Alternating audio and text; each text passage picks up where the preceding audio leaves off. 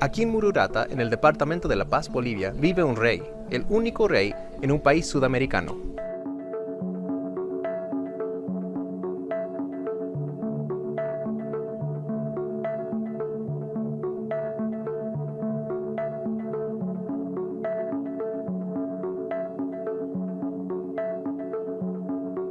En el año 2007, don Julio Pinedo fue reconocido oficialmente por el gobierno de Bolivia como rey afroboliviano.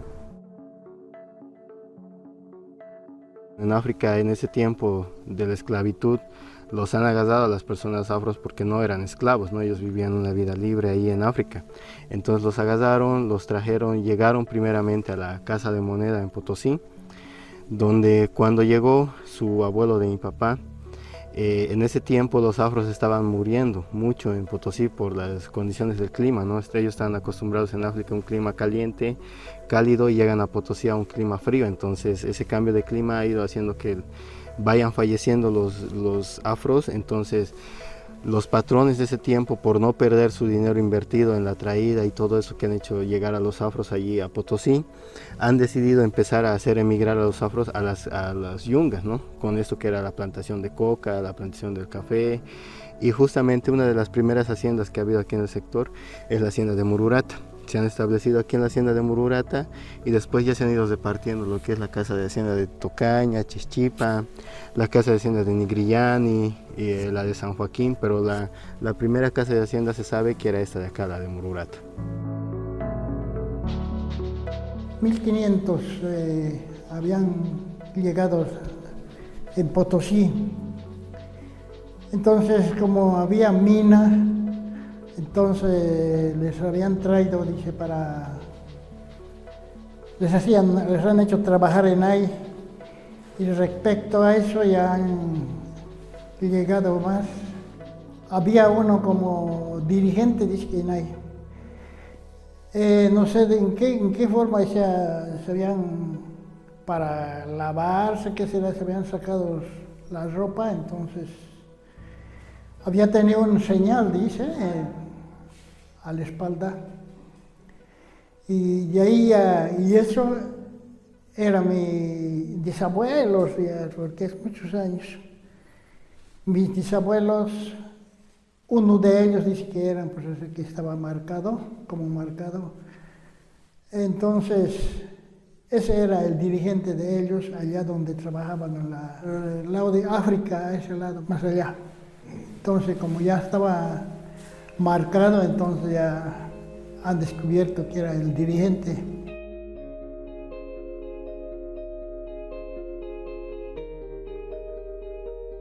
Bueno, este lugar es la tumba, ¿no?, del abuelo de mi papá, el que era el rey anteriormente, el señor Bonifacio Pinedo. Acá está enterrado él y su señora esposa.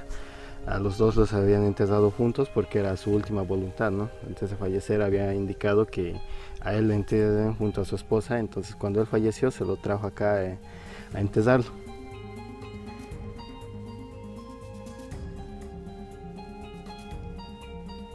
Nosotros, criados de mi abuelo, nosotros éramos dos hermanitos. Como una policía era también mi abuelo. Mi abuelo controlaba así, aquí como es Mururata, Chichipa, Tocaña, porque ese tiempito apenas 3 comunidades había así, negritos. Y de allí ya la familia ya se ha ido ya produciendo ya en cada comunidad, ya han parecido ya más harto ya. Bueno, nos conocimos en Coroico, porque yo no soy nacida en aquí, mi esposo es nacido en aquí. Yo soy nacido en Santana de Coroico, allá abajito. Sí, aquí nos hemos conocido y nos hemos llegado a matrimoniar ya muchos años.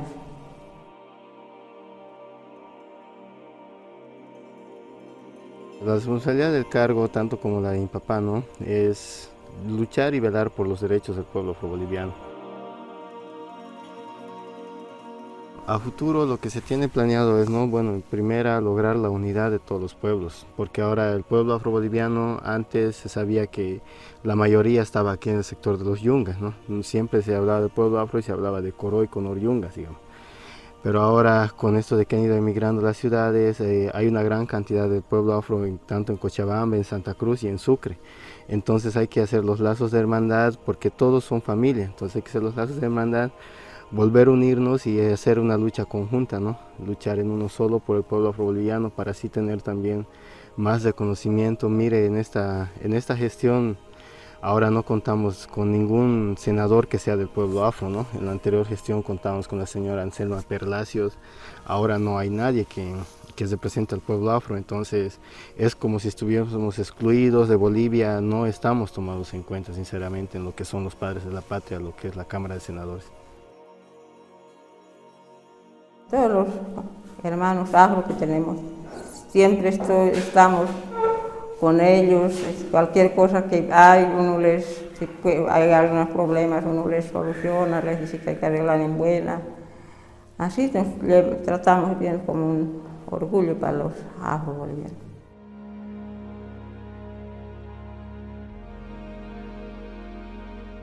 La historia de la familia real que representa a los afrobolivianos es otra pieza importante en el gran mosaico de la cronología del país de Bolivia.